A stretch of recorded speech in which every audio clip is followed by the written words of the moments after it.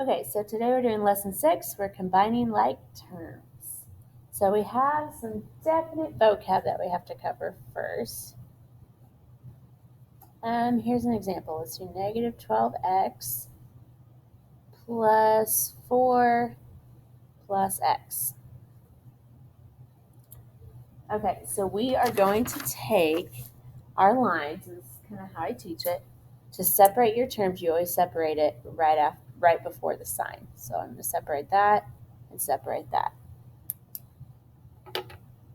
Now, these two right here with the x's, we call those like terms because they both have an x. Okay, how many terms do we have here in total? We have 3 terms.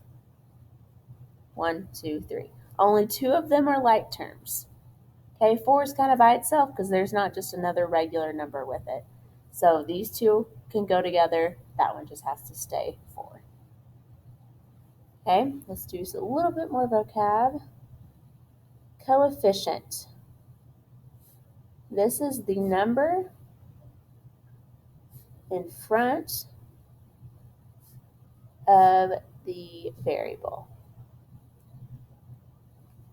Okay, so for example, like with negative 12x, my coefficient is negative 12. With x, what's that invisible number sitting in front of it? 1. Okay, so coefficient is the number in front of x. 4 does not have a coefficient because it doesn't have a variable. Okay, 4 would be known what we call as the constant. The regular number in an expression.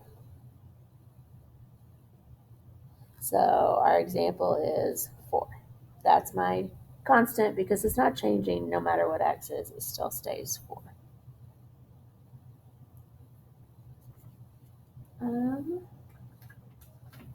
I'm looking at the homework to see if I need to go over this next part. I think I do just for vocab. Sorry. Identify the terms in the expression. So we got 5n minus 2n minus 3 plus n. Okay, so oh my goodness, I'm so sorry. I'm just teaching to myself. Okay, so I would separate right before the signs, just for good practice there.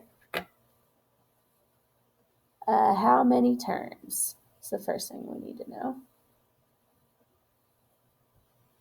Well, there are 4 terms. 1, 2, 3, 4. What are my like terms? So my like terms are the ones that go together. So anything with an n is a like term. So I'm going to say 5n, negative 2n, and n. Does 3 have anything, negative 3 have anything to go with it? No. My coefficients in this problem would be 5, negative 2, and 1. There's that 1 in front there. And then my constants would be negative 3 because that's my only just regular number in that expression. Okay, don't forget that the signs go with the numbers. You know, that negative goes with the 2 the whole time. That negative goes with the 3 the whole time. Okay, so now we're actually going to combine some like terms now that we know some vocab. So example number 2. Combine like terms. We're going to start out really easy. 4a minus 2a. I always think about this, and this sounds really stupid. If I have 4 apples and I take away 2 apples, how many apples do I have now? Well, I have 2 apples. And that's my answer. That's all you do.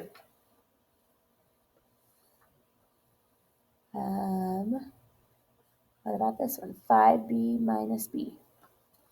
If I have 5 boxes and I take away a box, I now have 4 boxes. A lot of people forget that that b represents a 1, so they just leave it as 5b, but it's minus 1, so it's 4b now.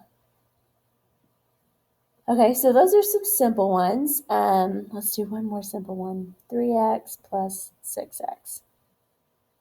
I mean, how many x's do I have? I have 9 x's. Should be pretty straightforward there. So now, let's kick it up a notch.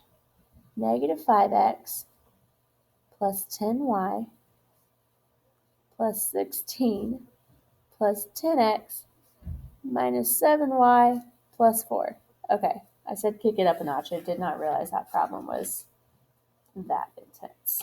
Your homework is not this crazy, I promise. Separate your terms. This is where separation is helpful for me. Okay, then I start making my list. X's. What x's do I have? I have a negative 5x, and then I have a plus 10x. Take the signs with you. So those are my only x's. So what is 10 minus 5? That would leave me with 5x.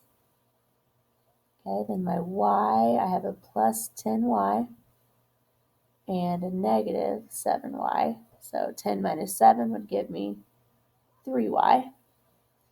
And then I would just do my regular numbers. I have a plus 16 and a plus 4. So that would give me 20. So my final answer here is 5x plus 3y plus 20.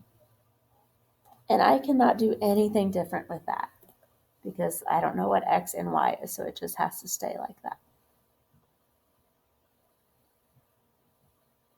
So I know I really bumped it up from these to this, but hopefully this kind of gives you a good sense. You just got to take it piece by piece and combine what you can. All right. Example number 5. You go to a basketball game